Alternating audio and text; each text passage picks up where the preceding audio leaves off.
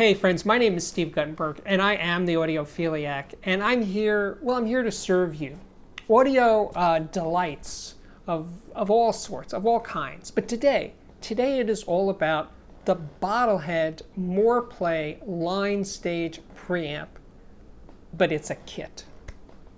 And well, Bottlehead, if you don't know about Bottlehead, they're based in Seattle, Washington. They've been there since 1994, selling kit electronics. They offer a full line, but today is just about this one, the Moreplay. And well, it's a tube preamplifier, as you can plainly see. And the tube itself is a little bit unusual. It's the 6V6, which I think is actually used in some guitar amplifiers, a little less common in audio electronics. But in any case, Dan Schmally, the founder and chief bottle washer of Bottlehead, he says it's just a really good sounding tube. But in any case, they're not hard to find. They're affordably priced. Now, just tell you a little bit about, well, first of all, it is a kit. I think I did say that, and I didn't build the kit. I called upon the assistance of my friend, Dave King, to build it for me.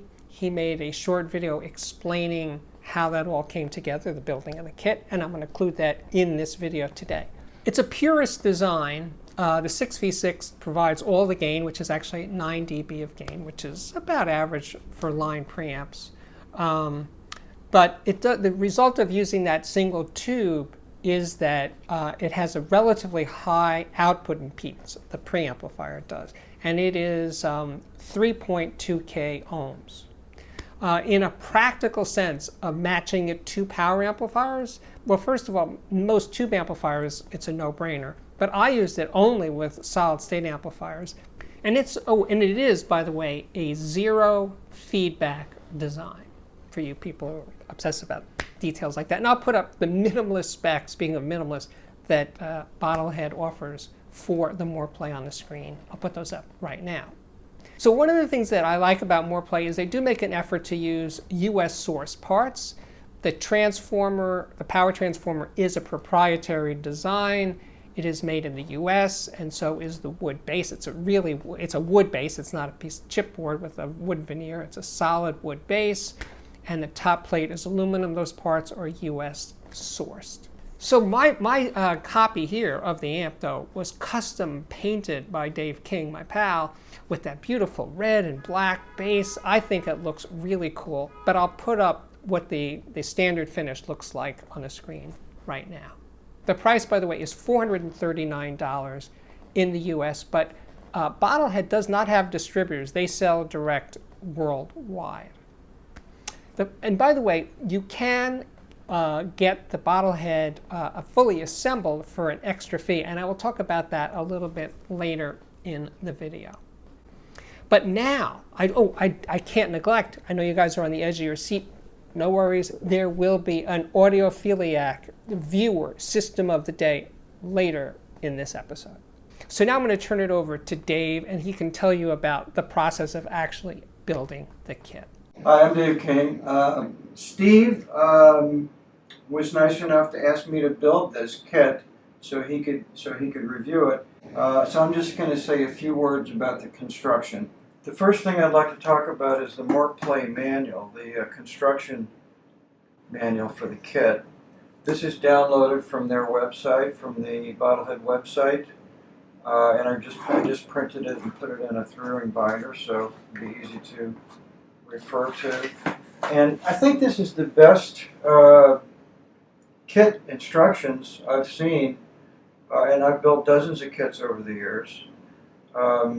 It's very, very complete. It really basically just takes you by the hand. It gives you good illustrations so you can see where things are.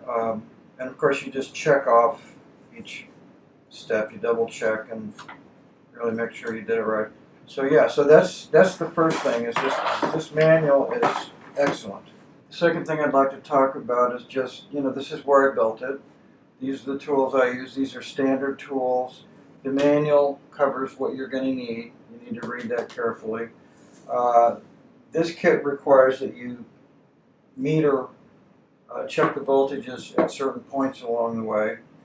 which is good because there was one point where I wasn't getting a correct voltage check. You know, the manual tells you where to do that, and I had to go back and find that I had inverted a diode and correct that. But these are just, you know, your basic tools that you're going to use to build any kit, pretty much. Although a lot of kits are kind of more simple than this one in some ways, and they don't have the detail and the voltage checks along the way. You do absolutely have to have a DC meter. This is, in my opinion, this is probably not the best kit to build if it's your first time building an electronics kit. It's really important to have good soldering skills, obviously, and so if you're just a newbie, they can get it. They can build this for you. They have people who will construct these kits if you just want it, and you're not going to build it yourself. So that's a possibility also. Okay, this is the bottom plate here, where most of the work is. You can see it's not terribly complicated. There's a few places where the wiring's a little tight. Getting into the middle of this switch, for example, this is where some experience comes in handy, that sort of thing.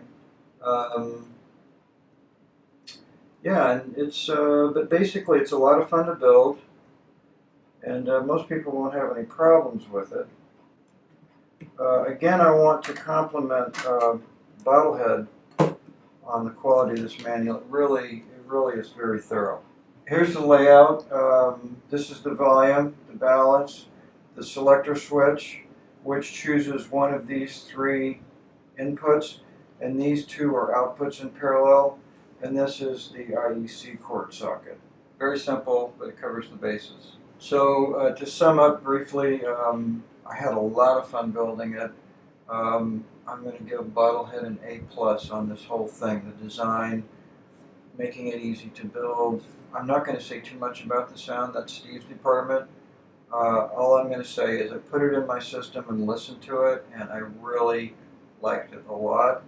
It was punching out, in my opinion, above its weight, considerably above its weight, and it's just a terrific little kit. I really enjoyed it.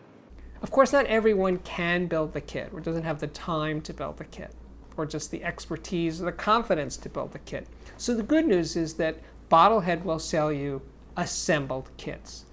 But the extra special coolness of all this is that it's assembled by the co-designer of the amp, and his name is Paul Birkeland. The upcharge for the assembled kit is $350 over the kit price. The kit price itself is $439, so it's $439 plus $350. So the Moreplay listening session started right here with the Klipsch Cornwall 4 speakers and the Past Labs XA25 power amp. I'm going to put the rest of the system, all the other bits and pieces, in the description below this video. But the immediate impression of this little preamp sound was, this little guy is powerful. It has real to the sound. Well, I started with the Black Keys, just raw rock and roll drums, bass, guitar, and it was kicking butt. Pat Carney's drums in particular had real power and punch to them. Very, very impressive. So the other thing that I noticed right away is the gain of this preamp was a bit too much for this system, especially considering I had these very high sensitivity speakers. So even when I was playing it really loud, I think I rarely got over 10 o'clock, 10 or 11 o'clock. So, and at normal listening levels, I was all the way down. So if that's the case for you, there's an easy fix. It's a kit. You can insert resistors to lower the overall gain of the system. So not a problem. So yeah, I was digging it. I mean, I was playing rock and roll, and I was feeling the rock and the roll very, very clearly. Next up was Paul Lay and his solo album. Now he plays piano, it's just solo piano. And it's a really, really interesting recording. It's the music is classical, but it's jazzy. It's one of those hard to define albums, which is why it's such a good record. And it's a really good recording of solo piano. It's not too close, it's certainly not distant, there's not a lot of reverb on the piano. And that immediacy, especially his piano touch, was very, very nicely handled. But his left hand, the lower registers had real weight to them. It was similar to what I was feeling literally with the black keys. The high frequencies are a little soft, I would say. Maybe even more than a little soft. But the roundness of the sound, the 3D presence of the sound is really, really impressive. At this point, I decided to move the Moreplay over to the other end of the room and play it with the KEF LS50 Meta system. And the power amps on that side of the room were the Schiit Agir or the First Watt F8.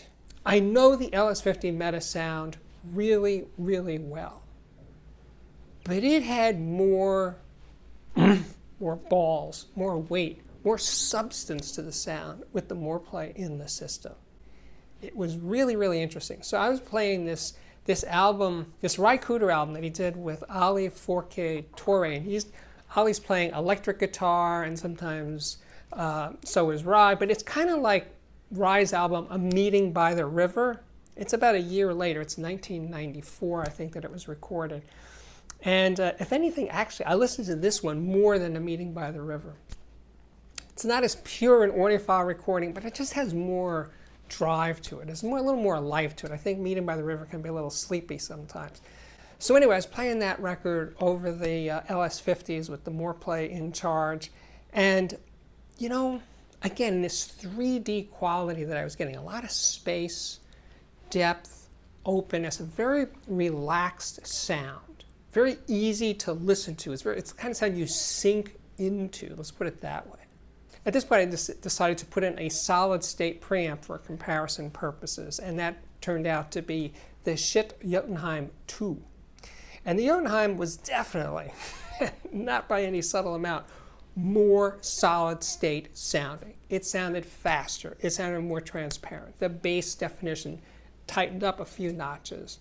And I was playing this DJ Crush album. It's very varied, but this one track that has just bass, drums, and flute. It's very melodic. And yeah, the contrast between the Moreplay and the Jotunheim were pretty blatant, you know. The Schiit was very clear and lively and sparkly detailed, very textury kind of sound, and moving back to the Moreplay, the sound mellowed out and softened by a significant degree.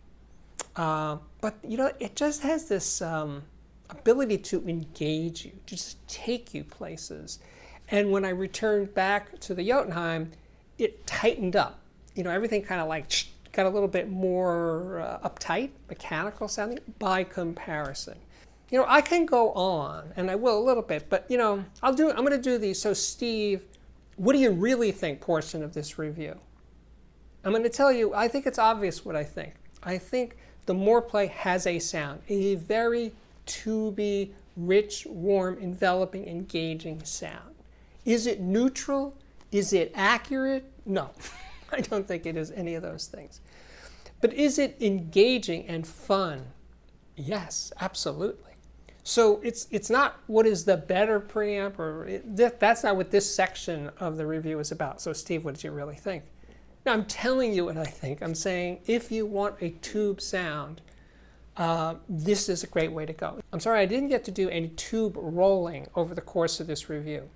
And if I did, when you change the tube, the 6v6, you get a different sound. So another tube might be more transparent. Another tube might have better bass definition. You pick your poison. And as a matter of fact, the beautiful thing is you can change the tubes as your mood strikes. That's one of the best things about living with a tube preamp, especially when with just one tube per channel. So it's not going to cost you a lot to find out. You swap the tube, you get a new sound. And that's really cool. If you want a preamp that has a remote control, by the way, this one doesn't. If that's a deal breaker for you that it has to have a remote, no, it's no remote. The beauty of the Moreplay is its simplicity, its elegance. It's just a preamplifying device with 3 inputs and 2 main outputs. So you can use speakers and also the subwoofer. Yeah, so I guess what I'm saying here is this is a preamp for people who want a tube preamp. that want to relish the sound of a 2 preamp and all that means. That's what you're going to get with the Moreplay. And now it's time for the Audiophiliac viewer system of the day.